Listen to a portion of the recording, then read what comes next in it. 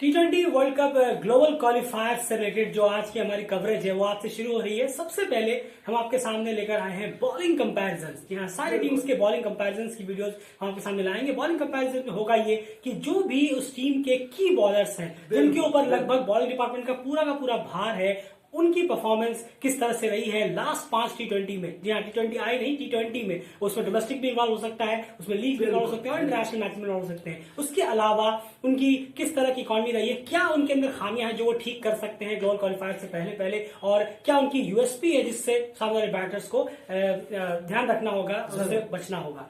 आज सबसे पहले हम मैच शुरू करते हैं। 18 तारीख को जो पहले मैचेस हैं कनाडा वर्सेस फिलीपींस, जी हाँ, जो सुबह मैच होना है उसका हम सबसे पहले बॉलिंग कंपैरिजन लेकर आपके सामने हाजिर हैं। कनाडा और फिलीपींस का जो मैच है यान, इसमें जो की बॉलर्स हैं 6 की बॉलर्स हमने चुन किए हैं, 3 कनाडा से 3 फिलीपींस से। सबसे पहले जान लेते हैं कनाडा के 3 जो हमने की प्लेयर्स चुने हैं उसमें से पहले की प्लेयर के बारे में और उनकी खासियत क्या है और कितने विकेट वो अब तक निकाल चुके हैं। बिल्कुल, और सबसे पहले जो बॉलर है कनाडा के वो है सलमान नजर, जो कि slow left arm Orthodox bowler है। 5 मैच में, अगर पिछले 5 मैच की बात करें तो उसमें वो 10 विकेट ले चुके हैं। जी हाँ, अगर 5 मैच में 10 विकेट निकाले हैं और बहुत ज्यादा जो उसकी सबसे ज्यादा स्पेशलिटी कहीं ना कहीं है वो है बहुत कम स्पीड से ये बॉल रखते हैं। तो लास्ट के जो अमेरिका क्वालिफायर हुए थे वहां पे, जी हाँ, इनकी बॉलिंग देखी थी, वॉच किया था, तो स्पीड कहीं ना कहीं काफी कम रखते हैं ये। 70 to 75 बैट्समैन को काफी ज्यादा वेट कराते हैं, ये इनकी स्पेशलिटी। और लगातार ऐसा नहीं है कि एक दो मैच में ये कर रहे थे, जब जितना भी वीडियो देखा गया उसमें सब में ही ये कंटिन्यूसली उस स्पीड पे चेक करने वाली बात थी। बिल्कुल, तो कहीं ना कहीं ये पेस नहीं देते हैं अपनी बॉलिंग में और उससे कहीं ना कहीं आपको समझ में आ रहा होगा कि काफी रिस्की होता है। जितना आसान लगता है कि तो बहुत स्लो बॉल है, उतना ही ज्यादा रिस्की होता है, क्योंकि इनके पास अच्छी वेरिएशंस भी है एक दो, जो अगर हल्की पेस में रखते हैं तो बहुत ही कामयाब होते हैं। खैर, उन्होंने 5 मैचों में 10 विकेट निकाले हैं। अगले सेकंड बॉलर की अगर मैं बात करूं तो वो कौन है? बिल्कुल, डिलॉन हेलिजर। जी हाँ, Dillon Heliger right arm medium bowler है टीम के, और 5 मैच में 7 विकेट लिए हैं। पिछले 5 मैच की बात करें इनकी, तो कहीं ना कहीं इनका ये है कि बैट्समैन एग्रेसिव तो रहते ही हैं। ये कहना होगा कि बैट्समैन के खिलाफ काफी एग्रेसिव अप्रोच रखते हैं। बैट्समैन को पढ़ने में ये माहिर है, कहना होगा कि बैट्समैन की तरफ ज्यादा बॉल रखते हैं। हाँ, सिर्फ तौर पे ये कहूं तो ज्यादा ऑफ साइड पे या ज्यादा बैट्समैन से दूर नहीं रखते।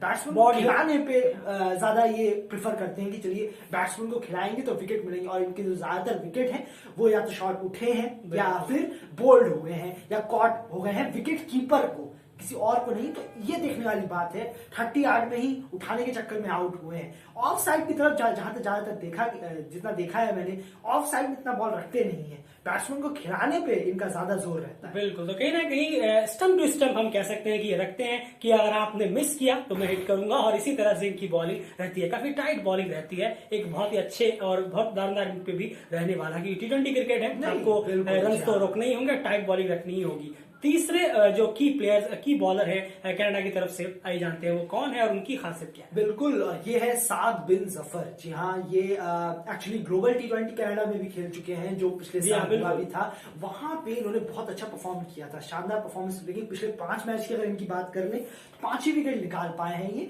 सबसे अच्छी बात ये होती है, करते क्या है ये, जो मैंने उसमें देखा था ग्लोबल T20, इसमें अफरीदी सर भी थे वहां पे, ये सब प्लेयर भी मौजूद थे वहां।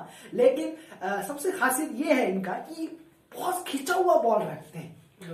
उसमें मोस्टली विकेट जो लिए थे उन्होंने बहुत खिंचा हुआ बॉल रखते हैं और बैट्समैन को मजबूर करते हैं कि आप आगे आइए और मेरी बॉल पे मारिए, क्योंकि ऑब्वियसली है खिंचे हुए बॉल पे आप आगे आने पे ही कोशिश करेंगे। ज्यादा लॉफ्ट नहीं देते, इजी बॉल नहीं रखते हैं, खिंचा हुआ रखते हैं। बैट्समैन को बहुत ज्यादा स्ट्रगल करना पड़ता है, सोचने पे मजबूर होना पड़ता है मारू कहां पे आखिर। तो ये बात है, और आगे बढ़ के काफी अगर बैट्समैन ट्राई करने जाएगा खिंची हुई में, बॉल खड़ी होने के चांस ज्यादा हो जाते हैं। और एग्जैक्टली साद बिन जफर की बॉलिंग में यही है, वो खिंचा हुआ बॉल ज्यादा रखते हैं। उससे या तो बॉल स्किड होके सीधा पैड के अंदर जाएगी या ball long on long off की तरफ उठेगी बहुत ज्यादा। जी हाँ, और अगर आप कहीं बैकफुट में इस तरह की बॉलों में जाने का सोचते हैं तो डेफिनेटली एज आने के चांसेस भी बहुत ज्यादा बढ़ जाते हैं। तो एक आप कह सकते हैं कि पिच को अच्छी तरह से नाप तोल के ये बॉल डालने में कामयाब है। तो ये इनके स्टैट्स है। ओवरऑल अगर मैं बात करूं तो मेरे ख्याल से 10, 7 और 5 22 विकेट इन तीनों बॉलर्स ने अपनी टीम के लिए निकाले हैं लास्ट के 5 T20 मैचेस में। ये एक इनका पूरा का पूरा प्लस पॉइंट है। देखना होगा कि ये तीन बॉलर्स किस तरह से फिलीपींस के बॉलर्स पे भारी पड़ते हैं। चलिए अब बढ़ते हैं फिलीपींस की बॉलिंग की तरफ, क्या कि उनके पास कौन कौन से 3 की बॉलर्स हैं और उनका क्या है आखिरी 5 T20 में मैच में रिकॉर्ड और किस तरह से उनकी यूएसपी रही है। बिल्कुल। और बात करें सबसे पहले जॉनथन हिल की। जी हाँ, जॉनथन हिल जो कि टीम के right arm medium fast bowler हैं और सबसे फर्स्ट फ्रंटलाइन बॉलरों में से एक है, 3 में से एक है। इनका जो परफॉर्मेंस रहा है कहीं ना कहीं कहना होगा फिलीपींस के काफी बैक जाना पड़ा था जिस टाइम सर्च। जी हाँ, क्योंकि बहुत पहले के मैच। बिल्कुल। और फिलीपींस की टीम को कहना होगा कि फिलीपींस की टीम को बहुत ज्यादा अब अपनी कोशिश करनी होगी क्योंकि उन्होंने जिस कॉम्पिटिशन के खिलाफ खेला है वो बहुत अपने ही कॉम्पिटिशन में उन्होंने ज्यादा खेला है।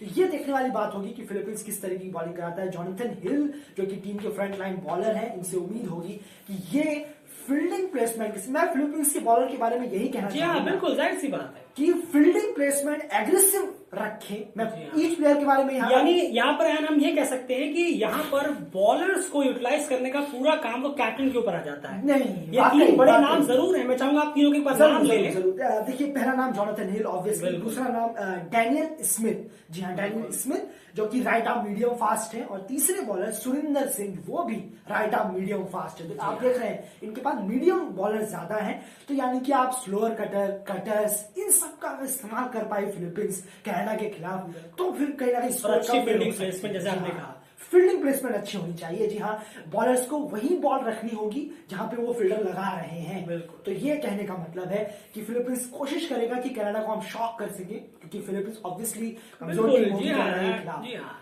तो इसमें कोई दौराय नहीं है। खैर, लेकिन सबसे बड़ी बात है कि आप यहाँ तक पहुंचे हैं, लेकिन आपको इस मौके को बनाना होगा। और कहीं ना कहीं कनाडा के लिए, फिलीपींस बॉलर्स की अगर मैं बात करूं तो उनके लिए एक सबसे अच्छी चीज ये होगी कि वो कैप्टन के साथ ये स्ट्रेटजी बना सकते हैं, खास करके बॉलिंग सेक्शन में, कि आप उनको वही बॉल रखें जिस बॉल की आपने फील्डिंग प्लेसमेंट लगाई है। हम ज्यादातर देखते हैं फील्डिंग बॉलर्स ने फील्डिंग तो कुछ और ली हुई है, लेकिन वो बॉल कुछ और डालते हैं, इस वजह से रन निकलते हैं। तो फिलीपींस के जो बॉलर्स हैं उनको क्लियरली स्टिक रहना होगा कि वो अगर वो शॉर्ट बॉल रखते हैं तो डेफिनेटली पीछे प्लेयर होने चाहिए, आपके डीप में प्लेयर होने चाहिए, स्क्वायर लेग होना चाहिए, फाइन लेग होना चाहिए। अब मिड विकेट को आप अंदर रखना चाहते हैं तो वो आपकी चॉइस है कि आप रखना, तो लेग साइड जो है वो कवर होना चाहिए। लेकिन आपने बिल्कुल सही कहा, कप्तान के साथ ये चीज होनी चाहिए, क्योंकि फिलीपींस को यहाँ पे बहुत अच्छा परफॉर्म करना होगा अगर वो कुछ अच्छा चमकना चाहते हैं। एक मैच भी अगर वो जीतना चाहते हैं और अगर वो यूएसपी क्रिएट करना चाहते हैं, क्योंकि अगर आपने एक मैच भी यहाँ पर जीता तो डेफिनेटली बहुत बड़ी बात हो जाएगी और बहुत अच्छा एक इंप्रेशन जाएगा आपकी भी कंट्री में, क्रिकेट में, जो भी वहां पर जो यंग प्लेयर्स हैं जो क्रिकेट में आना चाहते हैं। तो ये फिलीपींस के बॉलर्स के लिए है कि उनको इस तरह से स्टेप अप करना होगा। कनाडा के बैट्समैन के खिलाफ सबसे ज्यादा बॉलिंग डिपार्टमेंट में अगर मैं बात करूं, और सबसे बड़ी बात कि आप अगर स्लोअर बॉल्स का इस्तेमाल करेंगे, खास करके ज्यादा से ज्यादा, तो आपको 30 यार्ड्स में फील्डिंग थोड़ी स्ट्रॉन्ग करनी होगी। अगर आप 30 यार्ड में फील्डिंग स्ट्रॉन्ग कर लेते हैं और स्लोअर्स का इस्तेमाल करते हैं तो डेफिनेटली कैच का ऑप्शन भी वहां बन सकता है। तो थोड़ी सी स्ट्रैटेजी यूज करनी होगी फिलीपींस की बॉलर्स को, अगर मैं कहूं ज्यादा से ज्यादा उनकी यूएसपी के अलावा। नहीं, बिल्कुल सही कहा आपने। देखिए, अगर वो स्लोअर बॉल की तरफ जा रहे हैं तो ये मेक श्योर करना होगा कि कहीं ना कहीं अगर राइटी बैट्समैन है तो अगर आप उसको ऑफ कटर डाल रहे हैं तो ये याद रखिएगा कि लेग साइड भी रीजन कवर रहे, और लेग कटर डाल रहे हैं तो यानी कि बाहर जा रही है बॉल कट के, तो इस तरफ ऑफ रीजन का भी, क्योंकि कॉन्ट्रैक्शन हो जाता है, अगर कहें एक दूसरे का भिन्न हो जाता है। जिसे कहते नहीं है कि ऑफ कलर डालेगा तो जरूरी नहीं कि ऑफ साइड में ही बॉल जाए, लेग साइड में भी जा सकती है। तो ये सब रीजन कवर करके रखना होगा। और सबसे मेक श्योर, मैं सबसे ज्यादा यही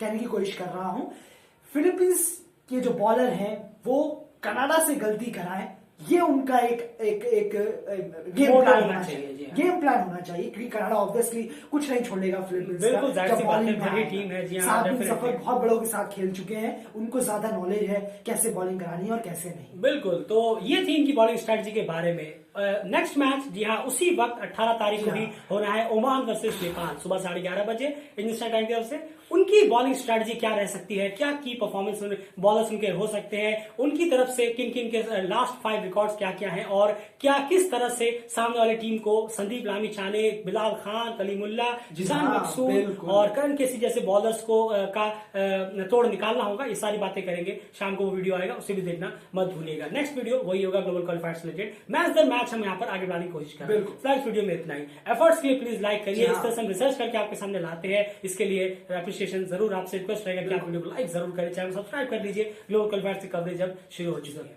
बाय।